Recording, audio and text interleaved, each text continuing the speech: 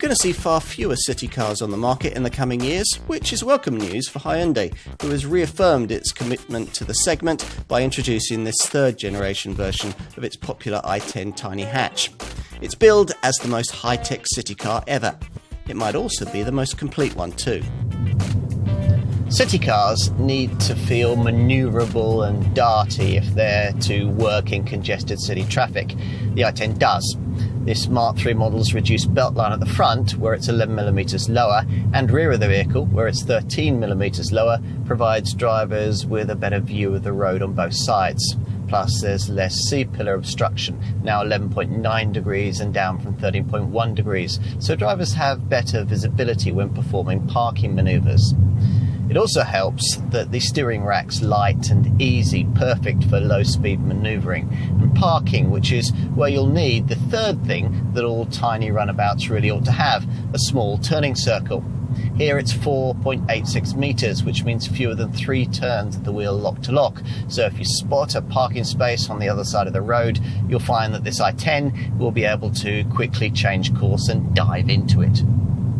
Engine-wise, mainstream buyers, as before, choose between a 3-cylinder, 1-litre 67 PS MPI unit or the 4-cylinder 1.2-litre 84 PS Kappa MPI power plant that we're trying here.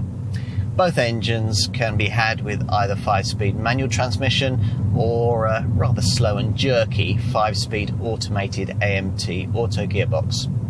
At the top of the range lies a sporty N-Line variant, which gets the 1-litre GDI 3-cylinder turbo engine from the larger i20 Super Mini, complete with 100 PS and 172 Nm of pulling power.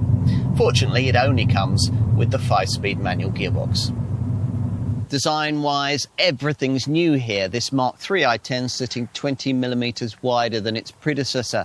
Plus there are slimmer headlights and on high-spec models these lovely LED spot lamps that sit at the edges of this wider front grille. They give it a slightly more upmarket look too. Go big is the strapline Hyundai has used for this third generation model, and indeed it is slightly bigger than its predecessor, though not by much, length having increased by 5mm. More significant is the way that this clean, smoothly muscled body now sits 20mm lower and incorporates clever visual touches like this X-shaped C-pillar. Time to take a seat up front. The cabin of the previous second-generation i10 model was class-leadingly spacious and practical, but rather dull compared to obvious rivals, which is why the Koreans have tried a bit harder on the stylistic front this time round. So we're served up intricate corner vents and this trendier silvered mid-level fascia strip, which on top models features this honeycombed 3D pattern in front of the passenger, which is carried on into the door tops. And it's certainly very sophisticated in here for an A-segment city car, mainly because of the inclusion of the largest centre dash touchscreen in the segment. Avoid entry-level trim and you'll find that this display is 8 inches in size. Between the analogue dials and the instrument cluster there's another much smaller screen, this one black and white, which gives you trip computer data, a digital speedo and safety info.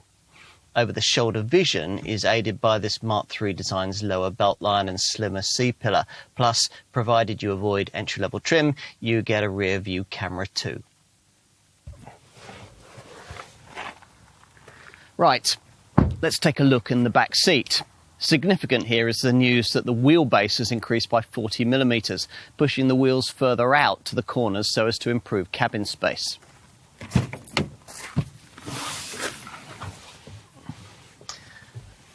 And that's paid dividends in the back. This i10 was always a good pick if you wanted a city car with an interior nearly as big as a Super Mini. Now that's even more the case. Hyundai reckons that a couple of big adults will now be quite comfortable in the rear, an achievement for a car of this kind. Out back, the decently sized 252-litre boot is the same size as that of the previous generation model, which means it remains class-leadingly big. Push the 60-40 split backrest down and capacity rises to 1,050 litres. In summary, city cars have evolved. These used to be models people went for because they had to. Now, so often they're little runabouts customers own out of choice. For all the industry plaudits the affordable little first and second generation i10 models received, they weren't cars you'd ever have felt especially joyful about owning. But specified correctly, this improved third generation model absolutely could be. Here's our advice. Before you sign for that Super Mini, try one of these first.